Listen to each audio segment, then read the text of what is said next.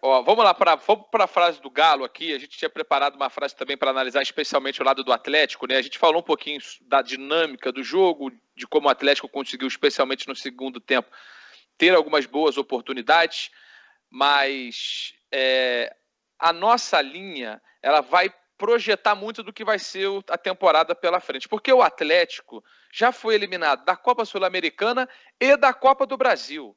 Então o Galo tem somente a disputa do Campeonato Brasileiro daqui para frente. Disputando só o Brasileirão, Galo leva vantagem sobre os concorrentes. Formiga, eu vou começar com você. Dá para dizer que o Galo, com o Sampaoli, só jogando o Campeonato Brasileiro, vai ter essa vantagem em relação aos concorrentes para ganhar o título?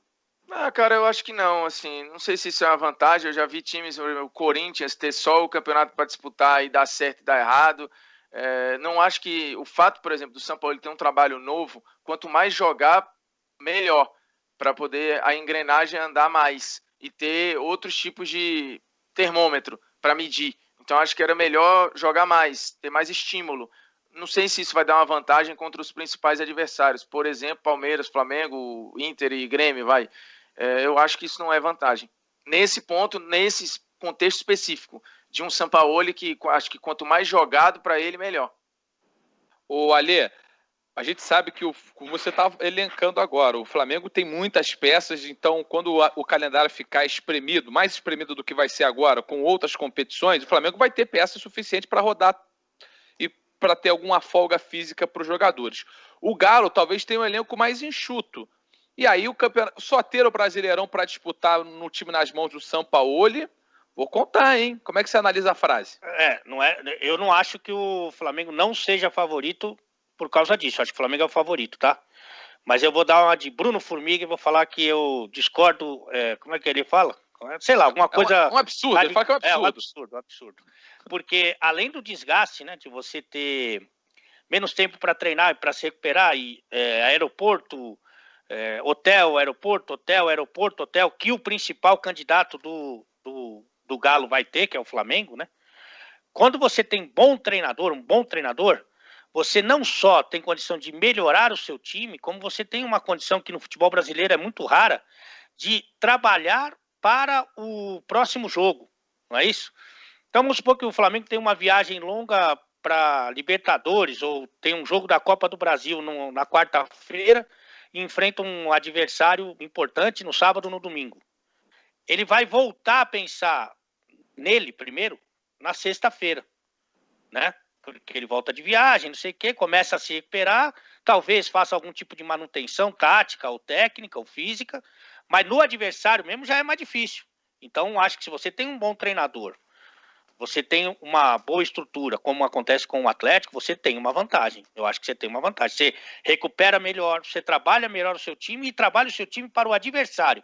Enquanto o teu principal rival, na briga pelo título, está viajando, está no aeroporto, está tentando se recuperar, está tentando se concentrar numa competição, desligar na outra. Então, para mim, é por aí, Luiz.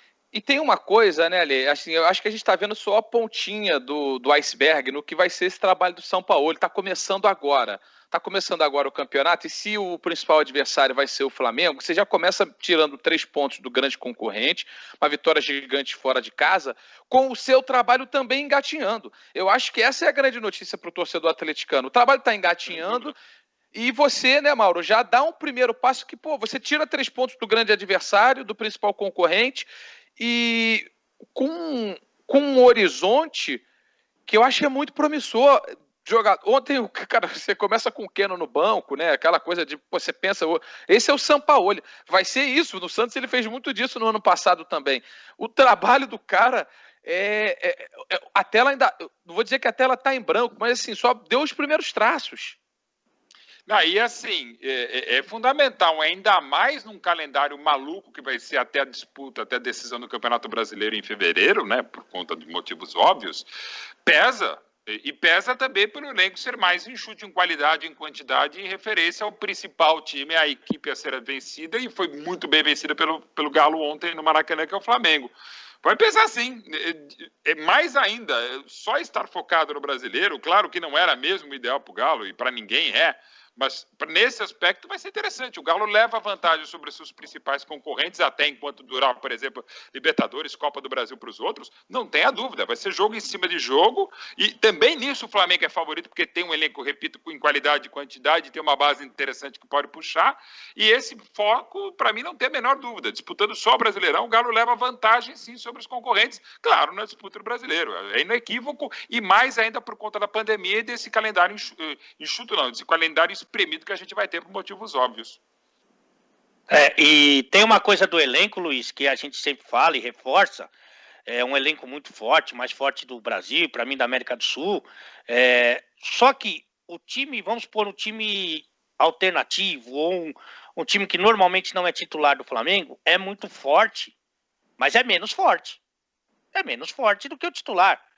E a gente não sabe quais serão as coincidências da tabela, do calendário, se de repente esse jogo em que o Flamengo não vai jogar, sei lá, com o Felipe Luiz, com o Rafinha, com o Gabigol, com o Bruno Henrique, não vai ser contra o Galo fora, não vai ser contra o Grêmio fora, não vai ser contra o Palmeiras no Allianz, sabe? A gente não sabe. É um time forte, muito forte, mas é menos forte do que se puder contar com todo mundo, né? E assim, a chance que os times vão ter vai ser até.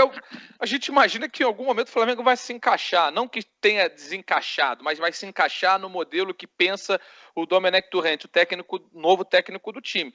Então, quem enfrentar o Flamengo até dar esse clique, tem que aproveitar a oportunidade. É o jogo da vida, já seria o jogo da vida, porque você está falando do melhor time do campeonato. Com o melhor time fragilizado, né, ou pelo menos ainda se ajustando, que é o que a gente imagina que possa acontecer, é a grande chance. E aí, Formiga, falando especificamente do Sampaoli, tá? Olha, o trabalho que ele fez no Santos no ano passado foi espetacular. Eu vou falar algo que muita gente pode se assustar, mas compatível, até pela qualidade que tinha, com o que fez o Jorge Jesus no Flamengo. Com menos qualidade, ele não conseguiu os títulos que o trabalho de Jorge Jesus foi espetacular. Mas foi muito bom. E ele pega um time agora que, em tese, é melhor. O Sampaoli, para você, Formiga, é o grande técnico do Campeonato Brasileiro e mais, ele é o cara que pode, na forma de jogar, ser realmente o cara ideal para enfrentar o Flamengo, para ser o grande concorrente? Sim, eu não tenho dúvida nenhuma, porque a gente falou de intensidade, de jogada em velocidade pelas pontas, é uma característica dos times dele. Isso tinha um pouco no Atlético Paranaense do ano passado também, né? E esses times foram os que mais incomodaram o Flamengo. Aí você fala, mas teve aquele jogo do Vasco, o 4-4, que foi uma estratégia muito parecida, de se fechar estocado em velocidade. O São Paulo fez uma coisa muito parecida. Então, assim, todos os adversários que incomodaram o Flamengo, eles tinham uma forma de roubar a bola e sair em velocidade de um jeito ou de outro, mas no resumo, era mais ou menos isso. E o Sampaoli faz isso muito bem. E ontem, se você for ver, ele matou a saída de bola do Flamengo por onde o Flamengo mais se sente confortável. Por exemplo, Felipe Luiz não conseguiu respirar. É o cara que toreia a saída de bola do Flamengo. O Arão, toda hora sendo monitorado por alguém. É outro cara que tem impressão, ele vai ter dificuldade. Aí beleza, você deixava o Gerson sozinho, ok, o Flamengo criou várias jogadas por causa disso. O próprio Gabigol. Mas quase todos os ataques do Atlético, em velocidade, a gente está vendo um aí, geravam risco, porque o Flamengo estava todo descompactado e desencaixado. E no final das contas, o Flamengo jogou melhor, acho que no todo, o Flamengo teve mais volume. Mas quem finalizou mais no gol? O Atlético. No final das contas, o Atlético poderia ter fechado o primeiro tempo com 2-0.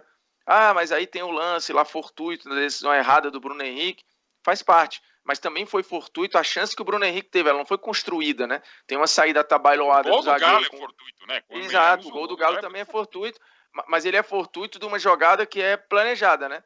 Ultrapassagem do Arana, pau pra dentro da área. E que não ia acontecer nada. Exato, pro pé de alguém. E aí veio o pé do Felipe Luiz. Mas sim, eu acho que o Sampaoli é o grande nome, porque é um nome repetido, né? É como se fosse o reforço do que ele fez no ano passado. Ele já era um dos grandes nomes do futebol brasileiro no ano passado, e a tendência é que seja esse ano de novo, junto com o Domenech, de repente com outra figura aí. Mas eu acho que ele parte na frente de muita gente, porque na verdade o Sampaoli só foi queimado pelo trabalho que ele fez na Argentina, né? Porque o resto, em parte no Sevilha, que ele teve pouco tempo, mas o Sampaoli é um cara de trabalhos maravilhosos a carreira quase toda.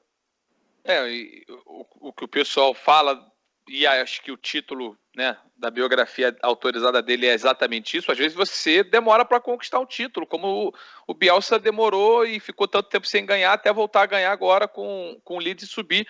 Mas a forma de jogar tá fechado. A ideia de jogo, isso aí ele sempre manteve, né? A beleza da forma de jogar. Enfim. É que você tem vários técnicos aí, assim, o Cuca demorou 10 anos para ganhar o primeiro título. O Filipão é que logo no começo já ganhou um lá com o CSA, depois passa a ganhar de novo com o Criciúma e tudo. Mas você vai ver muitos caras que demoram 6, 7 anos para ganhar um título. Veja a carreira de caras como Abel, Luxemburgo, os caras mais renomados do futebol brasileiro. Quanto tempo eles demoraram até o primeiro título? Foi rápido. O Vanderlei é um fenômeno também, mas assim... Mas eu lembro do Abel, né, quando conquista aquele primeiro título com o Internacional, fala assim, pô, agora tira um peso, né? O cara tá emocionado pela conquista, mas também por tudo aquilo que ele tem que tirar, ele consegue deixar para trás o estigma de perdedor que a gente adora rotular, a gente como imprensa, como Santana era pé frio, gente, pelo amor de Deus. A imprensa também, vou dizer uma coisa, viu? A instituição da imprensa, como vocês da imprensa, como diria o Ricardinho Martins.